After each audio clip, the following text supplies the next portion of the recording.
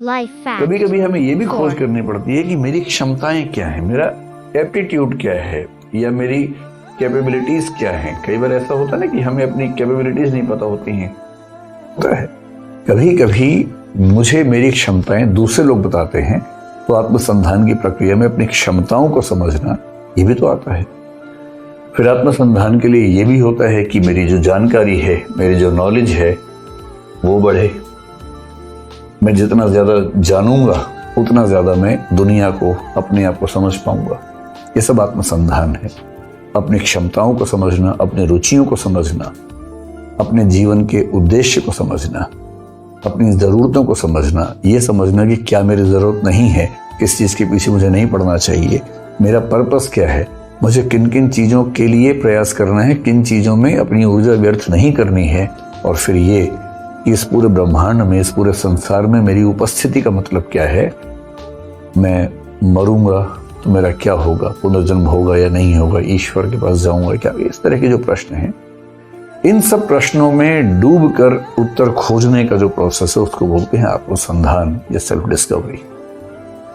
दुनिया में जितने महान लोग हैं, देखिए, जो सांसारिक चीजों में उलझे रह गए वो सांसारिक व्यक्ति हैं।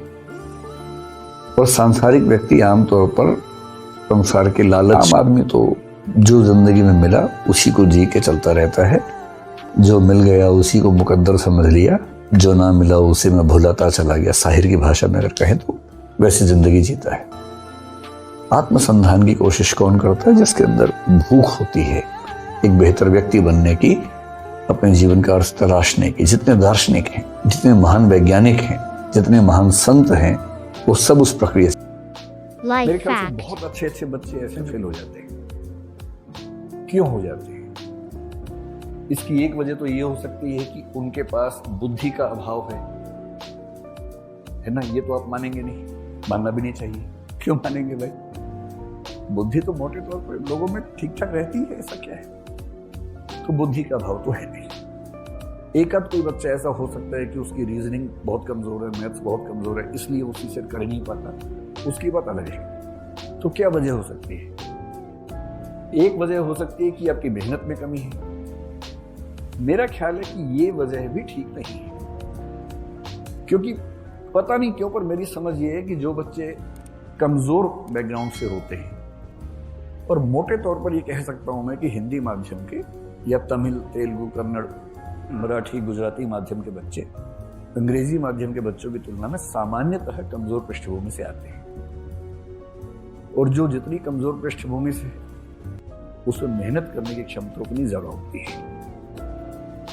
ये जनरल ट्रेंड दुनिया भर में। इसलिए आप देखेंगे भारत के लोग अमेरिका जाकर झंडे गाड़ देते हैं, क्योंकि वहां वो कमजोर है। तो वहां वो रात दिन मेहनत करते हैं जिंदगी बेहतर बनाने के लिए, एकदम झंडे गाड़ देते हैं। मतलब ये भी है कि यहाँ के बेस्ट लोग वहां जाते हैं, वो भी एक पक्ष है इसके पीछे। तो ये वजह भी नहीं है कि आप क्यों नहीं सिलेक्ट हो पा रहे। मेरी समझ ये है कि सफल ना होने की बेसिक वजह दो तीन है। एक तो है डिसिप्लिन, कि मेहनत करना लेकिन उसको डिसिप्लिन के साथ ना कर पाना।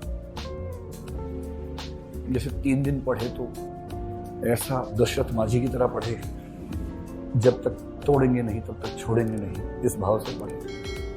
और 3 दिन बाद 7 दिन के लिए लेट गए, आराम करें। 3 दिन ज्यादा पढ़ लिए थे, उसके बाद दिमाग में चक्कर आ रहे थे, वो ठीक करने के लिए सो रहे। एक तो ये हो सकता है कि लगातार नहीं पढ़ पा रहे। दूसरा, मेहनत पर्याप्त नहीं होती ना। मेहनत से ज्यादा जरूरी है स्ट्रेटेजी। इतनी मेहनत कहाँ करनी है, किस गति से, किस अनुपात में, किस त्वरा के साथ, किस त्वरा मतलब स्पीड के साथ करनी है। ये सब अगर गाइडेंस पूरी आपके पास हो, स्ट्रेटेजी बनाने में और एग्जीक्यूट करने में, यही तरीका है।